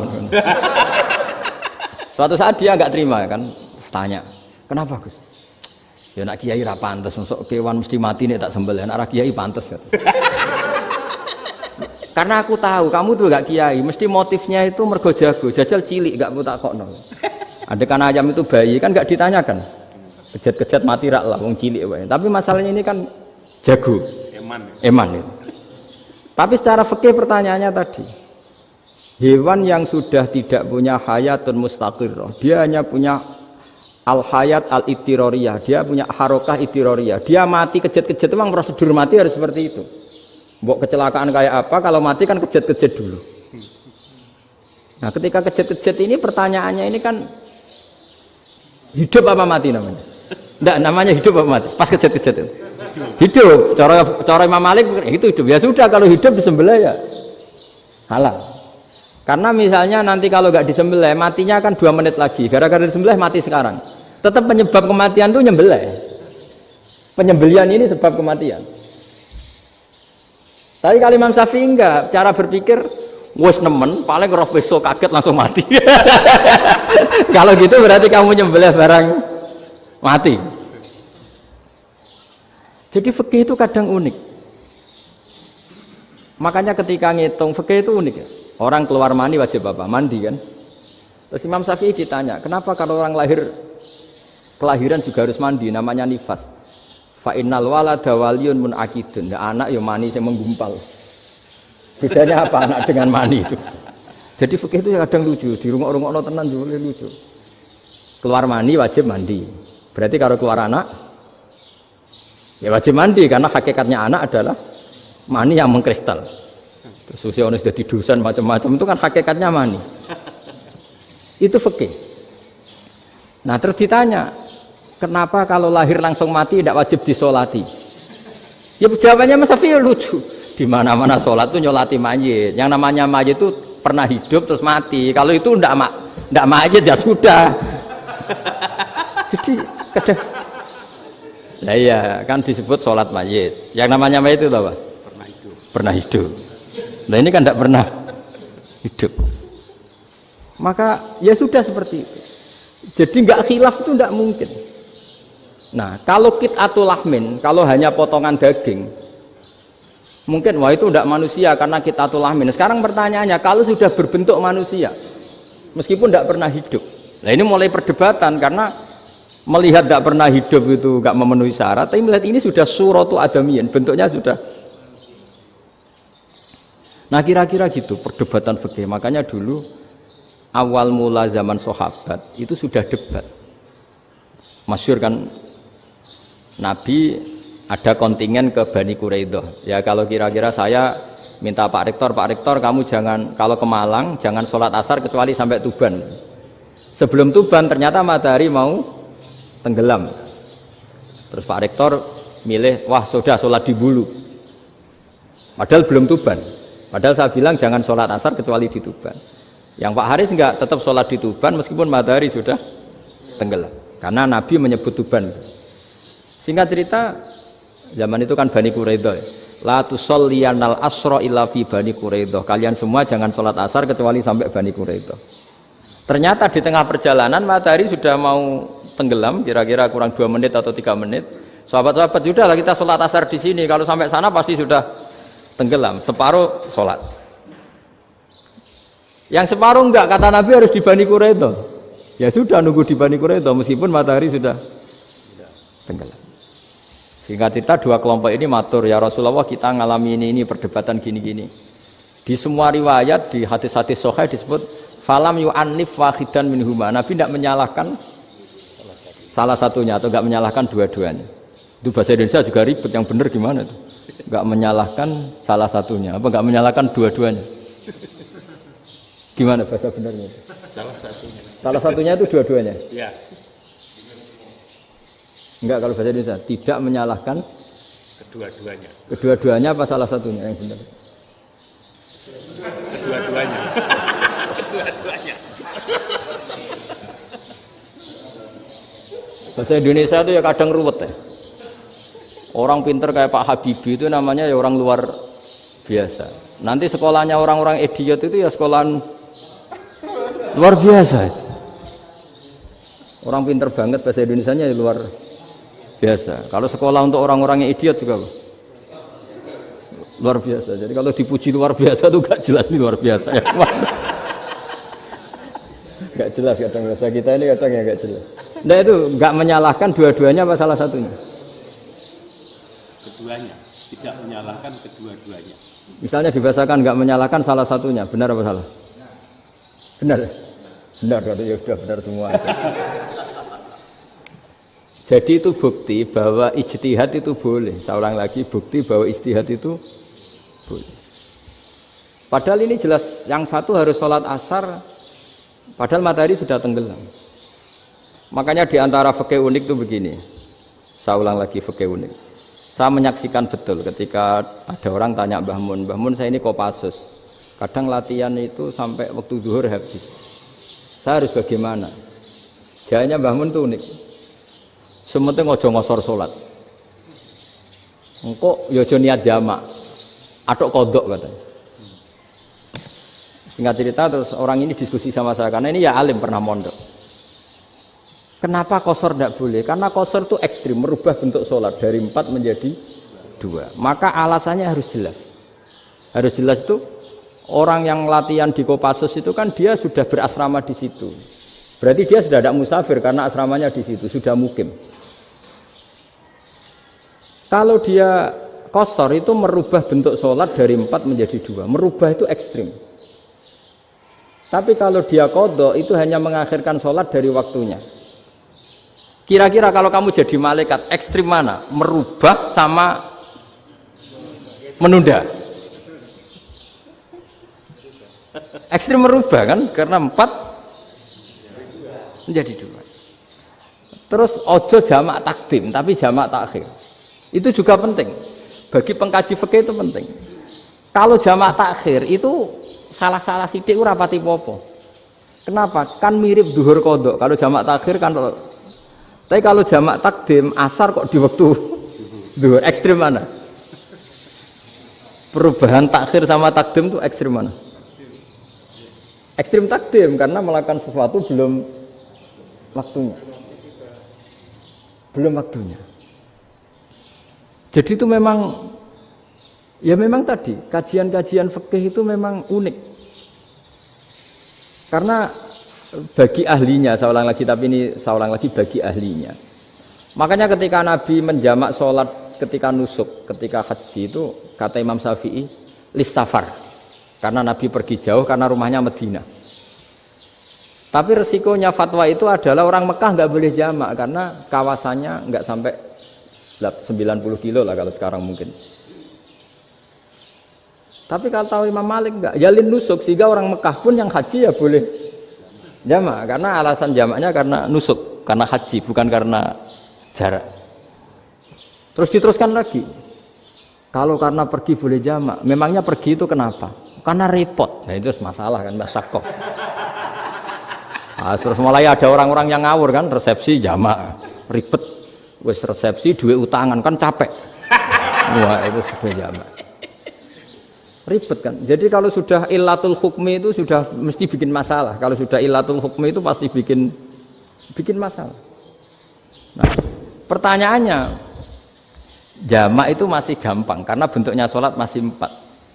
Yang ekstrim kalau qashar karena bentuk sholat 4 menjadi 2. Maka kata Mbah Mun pesennya nak kue ra mesti benere jika alasan itu tidak mesti benarnya. Pokoknya sementing tidak qashar katanya.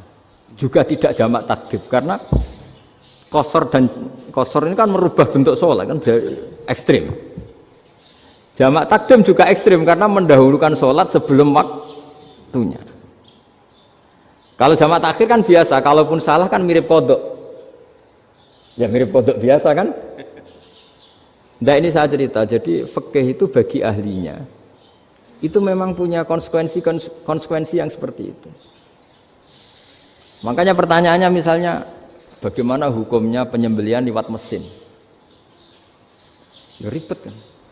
Bagaimana nyembelih dari apa ini? Belakang. Saya baca di kitab-kitab nyembelih dari belakang itu ya hukumnya tetap boleh asal apa itu hulkum dan mari itu terpotong. Tapi pertanyaannya, jangan-jangan ayamnya sudah kaget dulu karena uratnya ini. Makanya perlu ditanya ahli medis, setelah uratnya tercabut ini jangan-jangan sudah berstatus mati. Kan potensi ketika dipotong dari sini, potensi sudah berstatus mati. Makanya, nah kalau misalnya menyembelih dengan dibacok, plak gitu langsung mati gimana?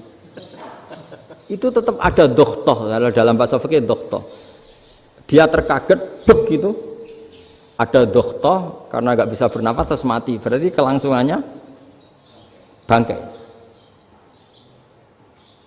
Jadi orang yang pengkaji fikih itu ya seperti itu, memang itu yang ditekuni. Tapi kita sebagai orang awam ya tadi. Nak sing kecelakaan iku wedhus ta ayam jago ngeman, tapi nak pitik cilik ikhlas.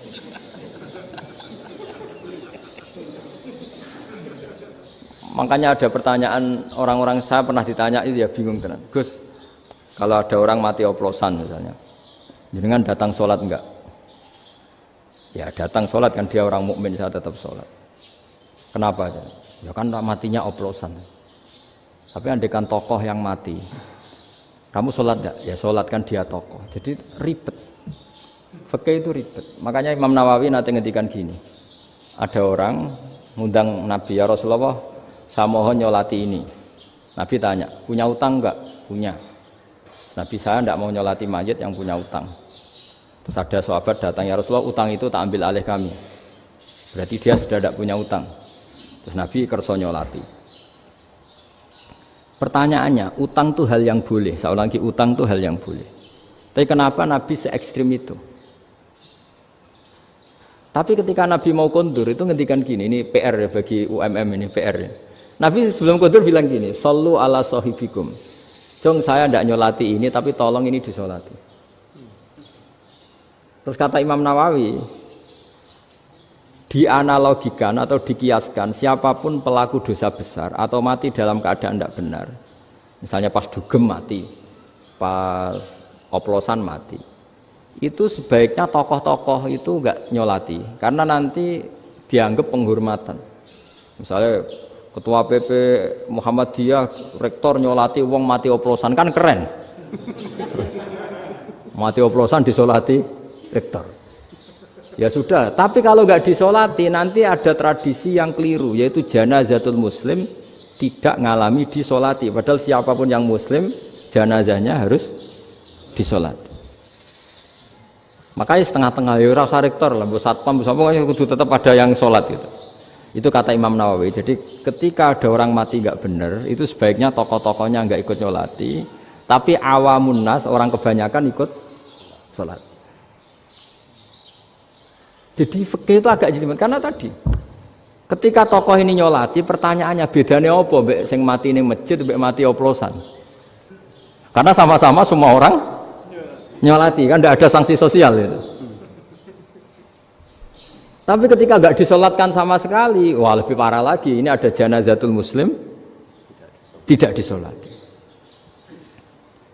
Sehingga kata Imam Nawawi, ini hebatnya Nabi tengah-tengah. Jadi Nabi kundur, jong saya tidak nyolati, tapi sallu ala sahibikum. Ya tapi ini kamu harus nyolati. Kata Imam Nawawi, orang yang mati bunuh diri, orang yang mati oplosan, orang mati secara enggak benar itu asal dia muslim tetap wajib disolati. Karena sholat ini hakul muslim. Kan seorang muslim diantara haknya apa? Ketika mati dikafani, dimandikan, disolati. Tapi ini masalahnya matinya pas murtakibul kabiroh, pas melakukan dosa besar, dan itu sebab kematiannya. Kalau dia oplosan kan sebab matinya ya karena oplosan, ya kan terus ribet mau disolati oleh, apalagi misalnya kita ketua ulama punya terkenal wali, wah keren mati oplosan disolati wali, kan ribet kan. Nanti yang repot malaikatnya itu ya, ini yang nggak kata bahaya. Saya pernah baca kitab itu yang repot malaikatnya. Itu ada yang bilang gini, orang yang punya hutang itu pasti nanti hisabnya berat. diaudit malaikat sampai bisa nyaur utangnya. Sementara malaikat kena konstitusi, kalau Nabi mendoakan harus mustajab. Ini kan ada dua hukum yang berlawanan. Sekali Nabi berdoa, Allahumma ighfir lahu warhamhu, itu harus dituruti malaikat. Enggak boleh doanya Nabi enggak dituruti malaikat. Sementara aturan Islam juga harus dituruti, bahwa orang yang punya utang harus tersandra oleh utangnya. Tapi nak sing dunia Pak Haris kan, enggak tekno. Enggak ngefek gitu. Jadi misalnya Pak Haris donga sampai nangis Allahumma ighfir lahu kan, enggak ngefek. Malaikat enggak itu. Enggak sudah lah Ustaz. Sortir. Tapi kalau Nabi yang berdoa kan harus dituruti. Ini masalahnya kan itu. Nah kalau diturutin berarti hutangnya harus bebas. Padahal secara aturan harus tersandra karena punya hutang. Nah, nanti sama kalau yang mati oplosan ini yang doain wali, kok wali sampai Allahumma ighfir lahu. Doanya wali kan harus terkabul. Sementara secara hukum dia harus kena sanksi karena oplosan tadi. Daripada ngerepotno malaikat, sudahlah wali-wali ini tidak usah ikut nyolatin, yang nyolati ya orang-orang nggak jelas ini, sehingga kan malaikat kan santai aja kalau mau nyiksa. Loh tapi kan sudah didoain, nggak ngefek. Karena doanya orang-orang nggak penting. Itu ada tuh di sarah Muslim itu. Di sarah Muslim di bab ketika Nabi ngintikan babu qauli Rasulullah sallallahu alaihi wasallam, sallu ala sahibikum. Jadi belajar fikih itu asik ya. Karena tadi harus dipelajari. Kalau enggak, ilmu ini hilang. Terus nanti takutnya lagi ilmu fikih itu direduksi sosial. Terus misalnya gini, pepe wong cilik wae kiai-kiai ra gelem nyolati. Orang melihatnya ini karena yang oplosan wong cilik om melarat ra disolati. Jajal bupati ya disolati, mergo amplope gede-gede kan terus ruwet kalau dianalisis gitu kan ruwet. Makanya kenapa saya harus ngomong fikih supaya semuanya itu enggak didudukkan urusan sosial itu. Nah kalau semuanya didudukkan sosial kan sentimennya sentimen sosial, ribet. Padahal yang sering mati oplosan itu kan wong-wong cilik gitu loh, karena tadi kalau wong sugih kan pakai whisky yang mahal yang insya Allah tidak mati kan gitu. Yang mati kan yo mergo pertos macam-macam itu kan. Artinya ini kalau nggak diterangkan secara fikih, kiai-kiai yang nggak datang dikira masalah sosial kan. PP salam tempel era gede terus enggak datang kan terus jadi ribet. Ya makanya ini lewat pengajian ini supaya sampean lebih tahu ya bahwa khazanah Islam ini kata beberapa ulama kafatal linnas, maknanya semuanya, sehingga Allah akan mentakdirkan kajian Islam akan ada di seluruh dunia. Jadi kenapa IAIN marak di Indonesia, UMM, Universitas NU banyak, karena agama ini kafatal linnas, tidak miliknya orang Arab tapi milik semua. Orang alimnya juga gitu. Ketika ada liga alim seluruh dunia, itu orang Indonesia, orang Afrika, ya selalu ada orang alim yang kelas dunia. Seperti dulu ada Imam Bukhari, itu as-sakhul kutub ba'da kitabillah. Kitab terbaik setelah Quran itu Bukhari. Padahal dikarang oleh orang Uzbek. Kata siapa? Islam As-Sobyan, orang Arab ngakui kalau kitab paling sahih itu Bukhari. Mekah Madinah pun ngakui kalau kitab paling sahih Bukhari. Padahal pengarangnya ada orang Arab. Orang mana? Uzbek. Imam Ghazali yang diakui seluruh dunia itu Atos itu ikut Persia, juga bukan orang Arab. Sibawai ya orang Persia. Nah ini yang belum ada orang Malang ini, tinggal PR ini. Ya nyusul ya.